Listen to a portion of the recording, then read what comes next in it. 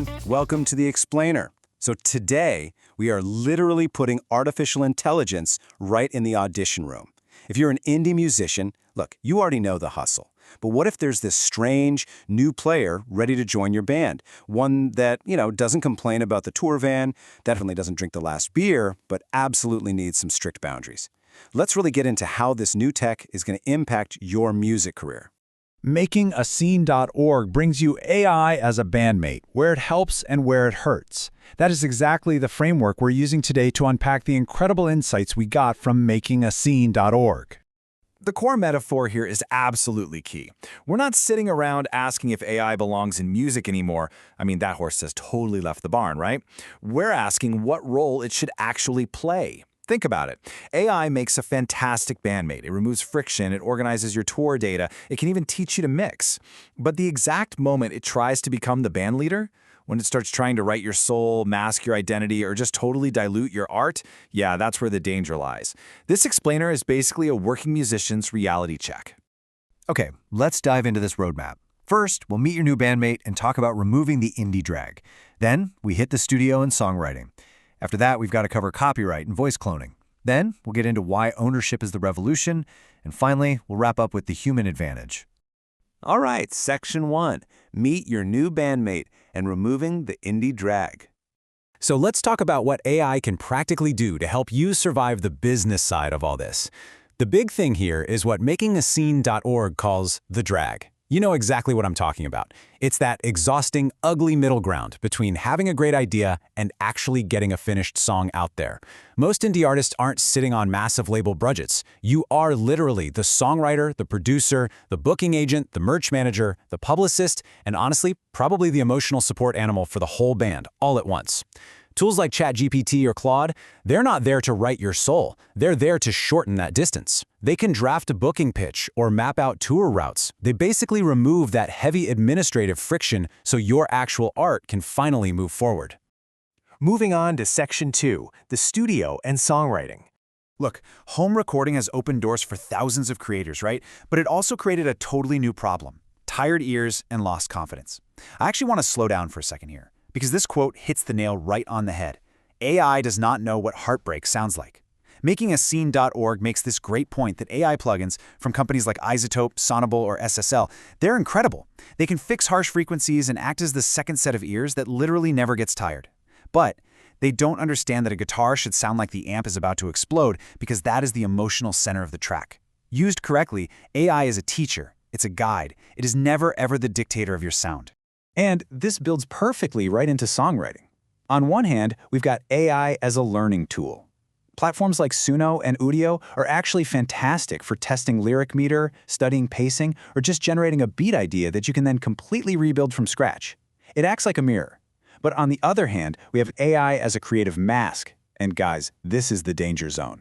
When you start letting a prompt generate synthetic vocals, chords, and lyrics, what exactly are you expressing? Flooding the market with synthetic noise doesn't build a career. It honestly just makes human discovery that much harder. Up next, Section 3, Copyright and Voice Cloning. Okay, we really need to dive into the serious liabilities here, because the legal battlefield is shifting so fast right now, especially with things like the 2024 RIA lawsuits. And here is a very sobering wake-up call for us all. The U.S. Copyright Office has made one thing crystal clear. Human authorship still matters. Prompts alone do not grant you copyright. MakingAscene.org heavily emphasizes that your catalog is your primary asset. It's your master rights, your publishing, your leverage for the future. So if you build a catalog entirely on unprotectable AI-generated material, you are basically building your house on wet cardboard. And we can't talk about legality without getting into ethics, specifically voice cloning. A voice isn't just a sound, right? It's a person's lived experience, their pain, their accent, their whole identity. The ethics demand 4 basic pillars. Consent comes first, credit matters, compensation is built in, and control stays with the artist. Taking an indie singer's witch without those pillars isn't innovation, it's extraction. The golden rule from MakingAscene.org is pretty simple. Do not use AI to do something you'd be ashamed to explain to the artist being copied. All right, Section 4. Ownership is the revolution. Let's pivot away from the threats for a minute and focus on this really empowering philosophy from MakingAscene.org, how artists can stop renting land from social platforms and finally take back control. This is a total game changer. The old industry sold access, but the new industry, it should sell ownership. Instead of guessing who your 12,000 anonymous streams even belong to, imagine the fan passport journey. A fan scans a QR code at your show, they buy a shirt, they join your email list, and then months later they buy a ticket in another city. This isn't just abstract engagement on an app you have zero control over, it's a human story. And here is exactly where your AI Bandmate shines. It can analyze this own data and tell you, hey, your fans in Pittsburgh buy tickets but they don't buy merch, so maybe bring some lower-cost items. It turns abstract numbers into incredibly smart business decisions. Finally, Section 5, the human advantage. Let's wrap up this audition by defining what the machine simply cannot replicate.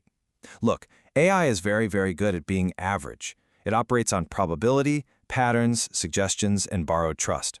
It can create totally acceptable wallpaper, but the human advantage, that is taste, truth, timing, and earned trust. Fans don't drive 2 hours to a sweaty club because the kick drum was perfectly sidechained. No way. They connect with the cracked vocals, the drummer pushing the tempo because the room is literally on fire, the honest lyrics. If you use AI to smooth out every weird edge, you remove the exact thing that makes you worth hearing in the first place. The sound of average is a massive trap. And this brings us to a brilliant summary of this whole concept. A tool expands your ability. A trap replaces your responsibility. You have to keep yourself at the dead center of the process. Absolutely use AI to speed up the boring parts, reduce waste, and save time. But you must spend that saved time making the work more human. Own your weirdness. Own the thing that makes you impossible to prompt into existence. Which leaves us with this final, really provocative question. Are you building a real ecosystem around real fans?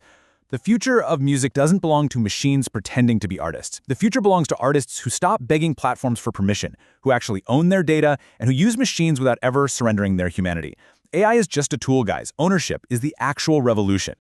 Make sure you check out the other great articles and resources on makingascene.org, the place the indie artist goes to build the new music industry.